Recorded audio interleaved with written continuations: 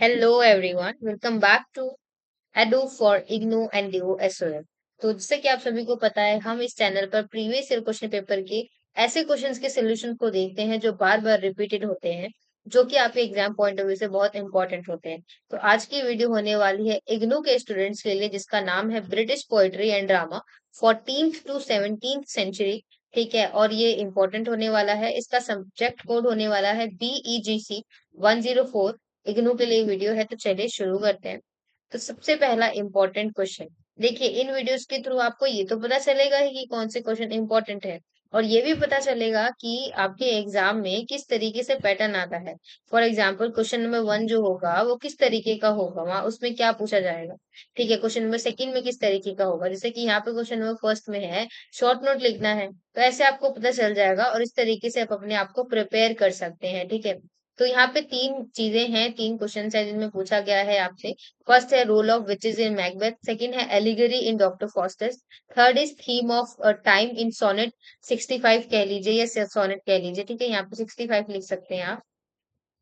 Question paper में कभी कभी सोनेट भी आता है, कभी कभी 65 भी आ जाता है। ओके, तो देखिए, सबसे पहले हम रोल ऑफ विचेस की बात कर लेते हैं। तो इसमें आप बता सकते हैं कि कैसे, आई होप आपने मैकबेथ की स्टोरी पता पढ़ी होगी, तो आपको पता होगा कि उसमें विचेस का कितना ज्यादा इंपॉर्टेंट रोल प्ले रहा है। बिकॉज ये पूरी की पूरी जो ट्रेजेडी है वो कहीं ना कहीं इन विचेस के प्रोफेसी के अकॉर्डिंग ही हैपन हुई है। प्रोफेसी उन्होंने जैसे जैसे करी है और उसी के अकॉर्डिंग ये चीजें हुई है। क्योंकि मैकबेथ में जो विचेस हैं, जिनको हम चुड़ैले भी कहते हैं, ठीक है, उन्होंने प्रोफेसी करी थी कि जो मैकबेथ है वो किंग बनेगा आगे चलकर, है ना। और इसी की वजह से कि मैकबेथ जो है इतना ज्यादा मतलब लस्ट आ गया था उसके अंदर, इतनी ज्यादा चीज आ गई थी। ठीक है, वो टेम्पर्ड हो गया था इतने ज्यादा उस चीज से कि उसने मतलब ह्यूमैनिटी को पीछे करते हुए जो किंग था, राजा डंकन जिसका नाम था, उसका मर्डर कर दिया। उसने सोचा कि भले ही मुझे कुछ समय बाद मिले, इससे पहले ही मैं मार दूं और मिल जाए। हालांकि उसके पीछे उसकी वाइफ जो लेडी मैकबेथ थी उसने उसे फोर्स किया था, बट कहीं ना कहीं मैकबेथ भी उसके लिए इम्पोर्टेंट था। उसका मैकबेथ ही जिम्मेदार था। बिकॉज अगर आपको कोई कुछ करने के लिए बोलेगा तो आप बिना सोच समझे कर देंगे, तो इसमें आपकी भी गलती है। ठीक है, तो इस वजह से आप कह सकते हैं मैकबेथ में जो विचेस है उनकी प्रोफेसी का बहुत ज्यादा इंपॉर्टेंट है, विचेस का बहुत ज्यादा इंपॉर्टेंस है। तो सबसे पहले यही बता देना आपको कि शेक्सपियर की जो ट्रेजेडी है मैकबेथ प्ले है, बेसिकली ये इसमें अनफोल्ड होता है ट्रेजेडी अकॉर्डिंग की जो विचेस है उन्हीं के थ्रू। ठीक है, स्टार्टिंग भी ऐसी होती है, स्टार्टिंग में हमें तीन विचेस दिखती हैं, वो तीन तरीके की प्रोफेसीज करती हैं। ठीक है, उनमें से एक होता है कि मैकबेथ आगे चलकर किंग बनेगा। ठीक है, और वो रिप्रेजेंट करती हैं, जो विचेस हैं वो ऐसे एज अ थीम की तरह रिप्रेजेंट करती हैं, जिसमें फेट और फ्री विल के थीम की तरह वो देखते हैं। ठीक है, विचेस को। ठीक है, जो मैकबेथ है उसकी चॉइस अल्टीमेटली क्या थी कि seal his fate. The witches also symbolises the supernatural and the ideal that world is filled with dark. जो विचेस है यहाँ पे वो एक तरीके से सिंबोलिज्म की तरह भी काम कर रही हैं, जिसमें सुपरनेचुरल और साथ ही साथ ऐसी चीज से वो फिल्ड है कि बताया गया है कि कैसे जो वर्ल्ड है उसमें डार्कनेस के साथ भरा पड़ा है। इस चीज को भी पोर्ट्रे कर रही हैं विचेस जो है। वो मिस्टीरियस फोर्सेस का यूज करती हैं, उनका प्रेजेंस जो है विचेस का, वो उस एटमॉस्फेयर के लिए फॉरबोर्डिंग दिखाते हैं। और वो सेट करता है टोन को, जो एंटायर प्ले को सेट करता है। ठीक है, जिससे कि कैरेक्टर जो है बहुत ही क्रूशियल रोल निभाते हैं, थीम निभाते हैं और इस स्टोरी में। ठीक है, तो ये इम्पोर्टेंस था विचेस का, आप इसको मेंशन कर सकते हैं, अपने वर्ड्स का भी और यूज कर सकते हैं। नेक्स्ट हम देखते हैं allegory in Doctor fosters. Of course, allegory in Doctor fosters जो है बहुत ज्यादा इंपॉर्टेंट है। बिकॉज कहीं ना कहीं जो क्रिस्टोफर मार्लो द्वारा जो डॉक्टर फॉस्टर्स लिखा गया है, ये जो प्ले है इसमें एलिगरी दिखाया गया है ह्यूमन के डिजायर को, कि कैसे जस्ट फॉर द पावर और नॉलेज वो जो डॉक्टर फॉस्टर्स होता है अपने एरोगेंस को का पूछा करता है। बार बार उसको गुड एंजल जो होती हैं और जो ओल्ड मैन होता है बार बार उसको वार्निंग देते हैं, उसके बावजूद वो उनको इग्नोर करता है। और डेविल जैसे, मतलब डेविल से वो अपने मतलब अपने प्राणों के लिए भी वो एक्ट बना लेता है, कॉन्टैक्ट बना लेता है कि वो अगर इतने टाइम तक जो डेविल होगा उसको सर्व करेगा मेफिस्टोफेलिस, तो वो जो होगा अपनी आत्मा को उसको दे देगा। ठीक है, डॉक्टर फोस्टर्स को, आई होप आपको स्टोरी पता होगी। तो इस तरीके से यहाँ पे आप बता सकते हैं कि कैसे अपने मतलब अपने जीवन का, अपने लाइफ का ध्यान न रखते हुए भी मतलब उसके लिए नॉलेज और पावर इतने ज्यादा इंपॉर्टेंट हो गए थे, इतने ज्यादा डिजायर था। तो कहीं ना कहीं ये आज यहाँ पे थीम बताई जा सकती है कि कहीं ना कहीं जो ह्यूमन का डिजायर है वो अल्टीमेटली उसके डाउनफॉल तक भी उसको लेकर जाया जा सकता है। ठीक है, तो इस तरीके से यहाँ पे बता सकते हैं कि कैसे जो फोस्टन है वो बार्गेन करता है मेफिस्टोफेलिस के साथ, रिप्रेजेंट करता है फर्स्टियन आर्किटेक्ट को टाइप को। ठीक है, where exchanges their soul for worldly knowledge की, वो अगर वो पूरे वर्ल्ड की उसको नॉलेज देगा तो वो अपनी सोल उसको दे देगा। ठीक है, और प्लेजर उसको मिलेगा। तो ठीक है, गुड एंजल और जो एविल एंजल्स होती हैं वो पर्सोनिफाई करी गई हैं यहाँ पे। ठीक है, इटर्नल मोरल स्ट्रगल के साथ साथ विद इन जो डॉक्टर फॉस्टर उसमें, और इसमें सेवन डेडली सिंस की भी बात करी गई है एज अ कैरेक्टर्स। आप आई होप आपको सेवन डेडली सिंस क्या होते हैं पता होगा, इस पे भी क्वेश्चन आ जाते हैं तो आप इसको भी पढ़ लीजिएगा। ये ह्यूमन की विशेष को दिखाता है। ओवरऑल जो डॉक्टर फॉस्टर्स है एक कॉशनरी टेल की तरह दिखाया गया है, जो कॉन्सिक्वेंसेस है अनचेक करता है एम्बिशन को और temptation of making immoral choices को। ठीक है, नेक्स्ट है question, theme of time in sonnet 65। Of course ये अपने आप में इम्पोर्टेंट है बिकॉज इसमें टाइम का बहुत अच्छे तरीके से थीम का बताया गया है, डिस्ट्रक्टिव पावर की तरह दिखाया गया है। इसमें जो स्पीकर है वो बिगिन करता है, एक्नॉलेज करता है रिलेंटलेस पैसेज को, टाइम और इसकी एबिलिटी जो है उस चीज को एवरीथिंग बताता है कि किस तरीके से टाइम के साथ साथ ब्यूटी और लव क्या क्या चेंजेस होते हैं यहाँ पे चीजें वो डिस्क्राइब करता है।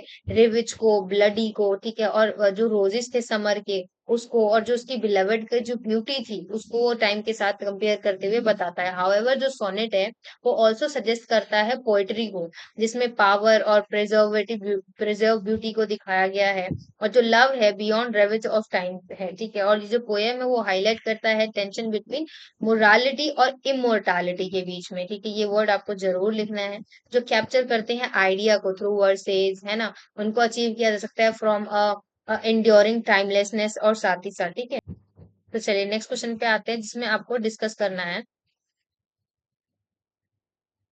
यहाँ पे, टी लिख लीजिएगा, यहाँ पे द वाइफ ऑफ बाथ है।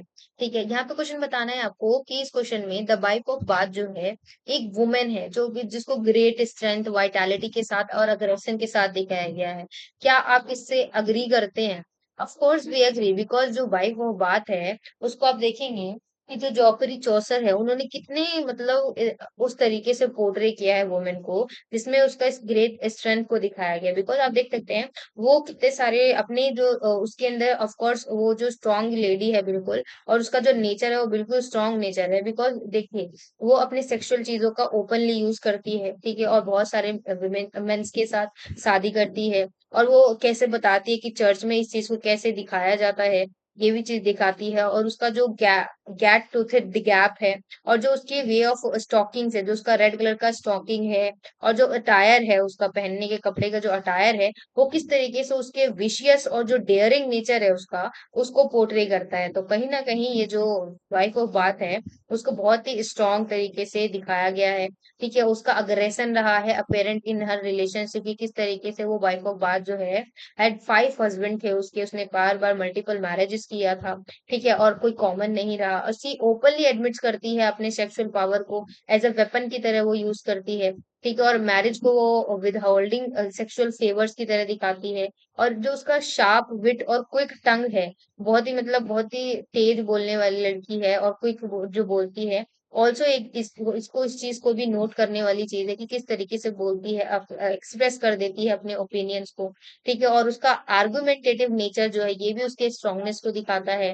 फर्दर मोर उसका अग्रेसिवनेस जो है एक तरीके से क्रिटिक ऑफ रिलीजियस फिगर की तरह दिखाया गया है। वाइफ ऑफ बात कैसे ओपनली क्वेश्चन करती है टीचिंग को। ठीक है, कि चर्च में जो टीचिंग किया जाता है उसको, और स्पेसिफिकली जो आइडिया है वर्जिनिटी का, उस पे कैसे वो क्वेश्चंस उठा लेती है आसानी आसानी से। तो इस तरीके से आई होप अपने कैंटरबरी टेल्स की जो पूरी स्टोरी है वो पता हो गई आपको, तो आपको ये इसी से समझ में आ जाएगा कि वाइफ ऑफ बात का रोल कितना ज्यादा इंपॉर्टेंट है, वो किस तरीके की किस टाइप की लेडी है। ठीक है, तो इन कंक्लूजन आप बता सकते हैं वाइफ ऑफ बात जो है अनडाउटेडली एक वुमेन है जिसके पास ग्रेट स्ट्रेंथ है, वाइटैलिटी है, अग्रेशन है। ठीक है, इनकंटेबिलिटी, जो हर उसके वाइब्रेंट पर्सनालिटी को दिखाता है। कहीं ना कहीं एक ही वुमेन्स के अंदर इतने सारे कैरेक्टर, इतने सारे पर्सनालिटी को दिखाना, कैरेक्टर के एक ऐसा कैरेक्टर डेवलप करना, ये शेक्सपियर जो चौसर हैं उनके वर्क को भी दिखाता है, ठीक है? उसका और जो वाइफ ऑफ बाथ है उसके वाइब्रेंट पर्सनालिटी को भी कहीं न कहीं दिखाता है, ठीक है? सो व्हाइल उसके जो एक्शंस है और जो ओपिनियन है व्हाइट कंट्रोवर्शियल हो सकते हैं कि उसकी ओपिनियंस और उसके जो एक्शंस है वो कंट्रोवर्शियल तो हो सकते हैं पर वो उसके डेयरिंग नेचर को दिखाते हैं। ठीक है? सो आई होप आपको समझ में आया होगा। नेक्स्ट क्वेश्चन पे आते हैं। आप चाहें तो वीडियो को पॉज करके लिख सकते हैं। जहाँ जहाँ पे वीडियोस टाइमलाइन हो रही है वहां पे। Okay, so discuss the theme of pride and arrogance in Doctor fosters. Of course देखिए, ये जो है कहीं न कहीं अपने आप में इम्पोर्टेंट है। बिकॉज़ देखिए अगर डॉक्टर जो फास्टस है उसके अंदर एरोगेंस नहीं होता, प्राइड नहीं होता, तो अल्टीमेटली उसका डाउनफॉल नहीं होता। जस्ट बिकॉज़ उसको नॉलेज चाहिए था, पावर चाहिए था, पूरे वर्ल्डली नॉलेज जो था, वो उसको चाहिए था और उस चीज़ के लिए वो बार-बार जो मतलब गुड एंजल्स थे और जो मैन था, ओल्ड मैन, उसको मतलब इग्नोर कर रहा था उनकी वार्निंग्स को, ठीक है? और जो डेविल था, उसके साथ उसने अपने सोल को एक्सचेंज कर लिया जस्ट फॉर द नॉलेज। तो वो उसका एरोगेंस ही तो है डॉक्टर फोस्टस का, ठीक है? तो फोस्टस कहीं न कहीं प्राइड जो है वो एविडेंट है कि उसका डिज़ायर जो है लिमिटलेस है नॉलेज के लिए और पावर के लिए उसका डिज़ायर। मतलब वो कुछ भी कर सकते हैं नॉलेज और पावर के लिए और वो उसने किया भी, ठीक है? एक ब्रिलियंट स्कॉलर था बट उसके जो एम्बिशंस थे उसको एक तरीके से कि उसने पैक्ट बनाया डेविल के साथ for exchanging of his soul for magical abilities और जितने भी वर्ल्डली नॉलेज है उसको पाने के लिए उसने एक पैक्ट बनाया। तो ये जो डिसीजन था एक तरीके का उसका एरोगेंस ही तो दिखा रहा है, ठीक है? और आगे कैसे कि जो फॉस्टस है वो पावर तो मिलती है उसको, इंक्रीजिंगली वो एरोगेंट भी होते जाए, जैसे उसको पावर मिलते जाता है, नॉलेज मिलते जाता है तो वो और एरोगेंट हो जाता है। लाइक वो समझने लगता है कि मुझे ऐसा कोई चीज नहीं होना चाहिए कि मुझे नहीं आता हो, मुझे सब चीज सीखनी है। जस्ट बिकॉज ऑफ दिस वो अपने सोल को भी एक डेविल के साथ पैक्ट बनाकर दे देता है, तो ये एरोगेंट ही है ना उसका। तो अल्टीमेटली आप बता सकते हैं कि कैसे जो प्राइड और एरोगेंस है उसके वो डॉक्टर फोस्टस का वो एक ट्रैजिक एंड की तरह दिखाता है। आई होप आपको ये स्टोरी पता होगी कि डॉक्टर फोस्टस में क्या होता है। एक बहुत ही अच्छा स्कॉलर होता है ये डॉक्टर फोस्टर जो कैरेक्टर होता है, वो उसके पास मतलब बहुत सारे नॉलेज होता है, फिर भी बस एक ये चीज बच जाती है जो ब्लैक मैजिक होता है। तो वो क्या सोचता है कि मैं डेविल के साथ पैक्ट बनाऊंगा, डेविल मुझे उसके बदले सारी चीजें सिखा देगा, वर्ल्ड नॉलेज मेडिकल गॉड वगैरह क्या होता है कैसे होता है सब कुछ बता देगा, तो मैं उसको अपना सोल दे दूंगा। ऐसा पैक्ट वो बना लेता है। आप सोच सकते हैं कि कोई इंसान ऐसा जस्ट फॉर द नॉलेज और पावर ऐसा कर सकता है, पर इसने किया। तो दैट्स वाई अल्टीमेटली क्या हुआ कि बार बार उसने जो गुड एंजल्स थे जितने उसको बार बार वार्निंग्स भी मिल रही थी, फिर भी वो उसने उसने इग्नोर किया उन वार्निंग्स को, ठीक है? और अपने इंटेलेक्ट को ध्यान देते हुए फिर एट द एंड उसकी मतलब उसका डाउनफॉल हुआ, उसका डेथ हो गया जब टाइम पीरियड खत्म हो गया। तो ठीक है, फिर ये जो थीम है प्राइड ऑफ एरोगेंस का इन डॉक्टर फोस्टर्स एक तरीके से कॉशनरी टेल की तरह दिखाता है कि प्रिकॉशन होना चाहिए। रिमाइंड करता है रीडर्स जो है जितने, उनको रिमाइंड करता है कि आपका डिजायर जो है इतना भी ज्यादा नहीं हो जाना चाहिए कि वो आपके खुद के ही डाउनफॉल के लिए आ, वो बन जाए, ठीक है? तो ये स्टार्क रिमाइंडर है कि दैट इंटेलेक्चुअल ब्रिलियंस कि भले ही आप इंटेलिजेंट कितने भी ज्यादा हो, power mean little in the face of spiritual and moral record. जब आप गॉड के साथ खेलते हैं, गॉड के नेचर के साथ खेलेंगे, तो आपका डाउनफॉल होना है। तो ठीक है, प्राइड और एरोगेंस जो है कुड वंस जजमेंट, ठीक है? सो इस तरीके से you can portray this questions answer. Okay, next moving to the question that is critically analyse Lady Macbeth as the fourth witch. अभी देखिए, अभी हमने वाइफ ऑफ बाथ के बारे में देखा था और ये दूसरा है, ठीक है? ये लेडी मैकबेथ है। ये मैकबेथ वाली स्टोरी है जिसमें तीन विचेस होती हैं, वो तीन तरह की प्रोफेसी करती हैं और उन प्रोफेसी के अकॉर्डिंग ये पूरी ट्रेजेडी होती है। तो इसमें मैकबेथ जो होता है उसको एक एक प्रोफेसी होती है कि कुछ समय बाद जो किंग डंकन है उसके बाद वो वहां का राजा बनेगा, और हालांकि बनता भी है। बट यहाँ पे आप लेडी मैकबेथ को विच की तरह क्यों बोल रहे हैं? पूरे स्टोरी में तो तीन ही विचेस थी। तो क्योंकि ये जो लेडी मैकबेथ है वही जो है अपने हस्बैंड मैकबेथ जो था उसको इंसिस्ट करती है कि तुम जाओ, भले ही तुम्हें कुछ समय बाद जब वो मिलेगा किंगशिप, इससे बेटर है ना कि तुम किंग को अभी मार दो, तुम किंगशिप अभी ही मिल जाएगी। तो इस वजह से और वो मैकबेथ जो है वो उससे मतलब उससे टेम्पर्ड भी हो जाता है, ठीक है? और टेम्पटेशन आ जाती है उसके अंदर और वो ऐसा करता है। तो उसकी वजह से वो मर्डर कर देता है उसका, फिर उसको मिल जाता है। बट यहाँ पे क्या हुआ कि अल्टीमेटली मैकबेथ जो था उसको एट द एंड उसको अपनी भी जान गंवानी पड़ी, अपनी वाइफ से भी हाथ धोना पड़ा, उसका भी डाउनफॉल हो गया। तो इस तरीके से आप कह सकते हैं कि लेडी मैकबेथ अगर उस टाइम ऐसा नहीं बोलती तो मेरे मैकबेथ के साथ में भी ऐसा नहीं होता, ठीक है? और किसी और तरीके से जो प्रोफेसी थी वो सच होती, बट वो कुछ और तरीके से हुई थी। इस वजह से हम यहाँ पे लेडी मैकबेथ को फोर्थ विच की तरह देख रहे हैं विलियम शेक्सपियर का जो स्टोरी है पूरी मैकबेथ की उसमें, ठीक है? आप कहेंगे कि यहाँ पे जो मैकबेथ है, लेडी मैकबेथ, वो नॉट लिटरल विच नहीं है, बट उसकी जो एम्बॉडी है, उसका कैरेक्टर जो है, जो चीज उसने करी, ओवरऑल जो एटमॉस्फेयर बनाया उसने, ठीक है, मेलवोलेंस किया, मैनिपुलेट जिस तरीके से उसने अपने हस्बैंड को किया, मैनिपुलेट ही तो किया, तभी तो उसके हस्बैंड ने ये एक्शन लिया। तो इस तरीके से आप बता सकते हैं कि कहीं ना कहीं क्रुएलिटी के साथ कैसे वो अपने आप को स्पिरिट और जो 10th हाउस के मोरल थॉट्स का, वो कहती है कि कैसे मुझे अनसेक्स कर दो, ये सारी चीजें बताती है। ठीक है, तो ये चीजें मैनिपुलेट जिस तरीके से वो अपने हस्बैंड को करती है, मैनिपुलेशन के कारण ही तो उसका हस्बैंड ऐसा कर देता है। ठीक है, तो कहीं ना कहीं इसको आप लेडी मैकबेथ को एज अ फोर्थ विच बता सकते हैं। सेकंड कैसे कि लाइक द विचेस है, बिकॉज जो लेडी मैकबेथ है वो एक क्रूशियल रोल निभाती है मैकबेथ के मोरल डिक्लाइन में, जो भी उसके साथ डिक्लाइन होता है, just at the witches plant the seeds and ambition and power in the Macbeth mind, की कैसे जो विचेस थी, 3 विचेस, उन्होंने प्लांट डाला मैकबेथ के माइंड के अंदर, ठीक है। बट जो लेडी मैकबेथ थी उसने मैनिपुलेट किया उसको, और उसके अंदर एक तरीके से पौधों के अंदर, बीज के अंदर पानी देने का काम कर दिया, तो वो पौधा बड़ा हो गया। ठीक है, तो इस तरीके से यहाँ पे एक शायरी की तरह आप समझ सकते हैं कि आयरन के साथ कि कैसे goads him into the committing regicide regicide, ठीक है, उसने अल्टीमेटली एक तरीके का डेड कर दिया उसका जो किंग डंकन था उसका। मोरोवर लेडी मैकबेथ एक प्रोपेंसिटी ऑफ फॉर प्रोफेसी की तरह देख सकते हैं आप इसको। Much much like the witches, की विचेस जिस तरीके से प्रोफेसी कर रही थी, भले उसने मैनिपुलेट करके किया, पर लेडी मैकबेथ ने भी तो मैकबेथ के साथ ऐसा किया। तो इस वजह से you can say yes that we can see lady Macbeth as a fourth witch. ठीक है,